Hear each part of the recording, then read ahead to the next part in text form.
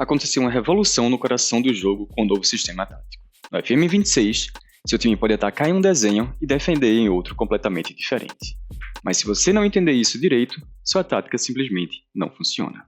Se você quiser dominar essas mudanças e não ficar perdido à beira do campo, se inscreve e fica ligado nos próximos vídeos. Ao criar uma nova tática, o processo começa igual, com a escolha de um estilo de jogo. Depois disso, você tem a escolha entre várias formações, mas agora você deve escolher duas, em vez de apenas uma. Além de determinar a posição e movimentação de sua equipe, com e sem a posse de bola, elas também têm seus papéis e instruções específicas. Vamos ver aqui as instruções para a formação sem a bola. Antes de começar, um aviso rápido. A tradução em português do FM tem mudado bastante e apresentado algumas inconsistências.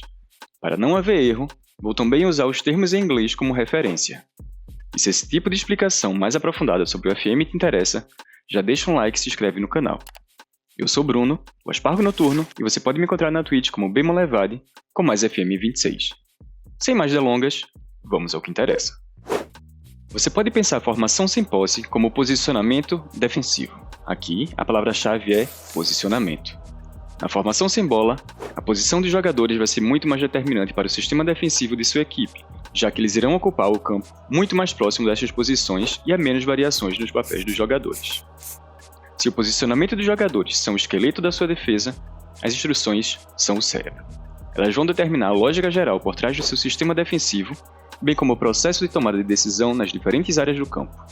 Elas vão estabelecer relações entre as diferentes posições, transformando assim posicionamento em estrutura. Você pode e deve atentar para as instruções dadas à equipe quando ela não tem a posse. Atenção! Algumas instruções podem ser dadas a partir de mais de um lugar, mas afetam todas as áreas e não apenas a área que você selecionou. Também tenha em mente que cada opção tem suas vantagens e desvantagens, mas isso é algo que eu vou detalhar em outro vídeo da série. Vamos começar pelas instruções gerais antes de focar em cada área do campo. Essa é a altura da linha que seus zagueiros irão formar ao se defender.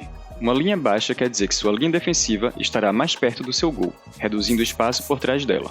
Uma linha mais alta reduz o espaço entre seus zagueiros e a linha de pressão mais à frente. Ela é o primeiro elemento que irá compor a sua estrutura defensiva, mas não o único. O segundo ingrediente foca em como sua linha defensiva reage ao avanço do adversário.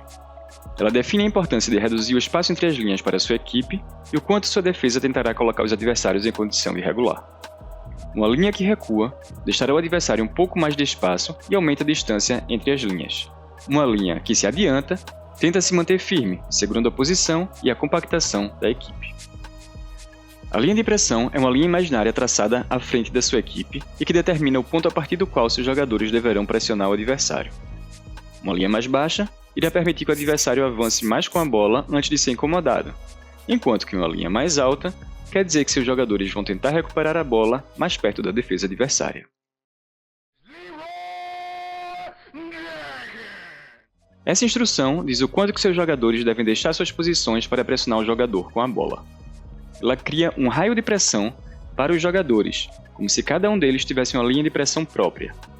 Pressionar com mais frequência indica que eles poderão pressionar um jogador mais distante de suas posições iniciais. E agora, como eles agem? Essa instrução indica que seus jogadores devem ser mais agressivos nas tentativas de desarme ou se deverão evitar dar carrinhos e outras entradas mais duras. E o que fazer quando seu time perde a bola? Essa instrução define o comportamento no momento da perda da posse. Contra a pressão, instrui os jogadores a pressionar e tentar recuperar a bola imediatamente. Já a opção reagrupar diz para todo mundo voltar às suas posições defensivas, tentando evitar que o adversário arme o contra-ataque com seus jogadores fora de posição. A instrução de transição defensiva se sobrepõe ao que você tiver escolhido como altura para a linha de pressão, ou seja, se você marcou contra a pressão, seu time vai morder na hora, mesmo que sua linha de pressão seja baixa. Resumindo, todas essas instruções existem para controlar sua estrutura, bem como o espaço e o tempo do adversário.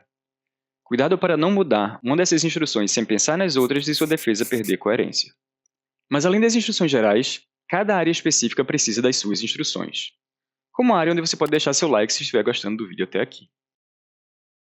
Começando lá na frente, na primeira linha de sua defesa, independente da altura da linha de pressão que você escolheu, essa instrução diz se seus jogadores devem ou não marcar a saída curta do goleiro. A opção sim quer dizer que seu time irá marcar essa saída curta. A opção não diz para sua equipe não marcar a saída curta e se posicione de acordo com as demais instruções da equipe. Essa instrução indica como sua equipe tentará atrapalhar a progressão da bola por seus adversários. Aqui, é possível dizer para sua equipe marcar de tal maneira a forçar que o adversário avance pelos lados ou pela área central do campo. Ao forçar a jogar pelos lados, seus pontas irão marcar mais para o centro, e seus laterais irão priorizar marcar mais para o meio, reduzindo o espaço entre eles e os zagueiros. Forçar a jogar pelo meio quer dizer que seu time irá tentar fechar o avanço do adversário pelas laterais. Aqui, não haverá congestionamento pelo meio, mas será mais difícil para o adversário explorar as laterais, chegar à linha de fundo e fazer cruzamentos. Bloco médio não traz novas instruções específicas, mas é justamente onde a combinação das instruções gerais mais se manifesta. Já no bloco baixo, você define como seu time irá se comportar quando a bola já estiver mais perto do seu gol. Essa instrução combina tanto largura de defesa quanto pressão ao jogador com a bola, mais precisamente pelas laterais do campo e próximo à linha de fundo. A opção de impedir cruzamentos faz com que o jogador que está pelos lados do campo faça mais pressão no jogador com a bola, de maneira a evitar cruzamentos. Já a opção de convidar a realização de cruzamentos fará com que o adversário possa enviar bolas aéreas para dentro da sua área. E se você chegou até aqui, queria te pedir para deixar um like e se inscrever no canal. E agora que você já entende para que servem as instruções sem a bola, falta ver o outro lado da moeda. É só ativar as notificações para ficar sabendo quando sair o vídeo sobre as instruções de equipe com a posse de bola. Enquanto você espera, eu recomendo assistir minha outra série para te ajudar a decidir que novo save começar. Até mais!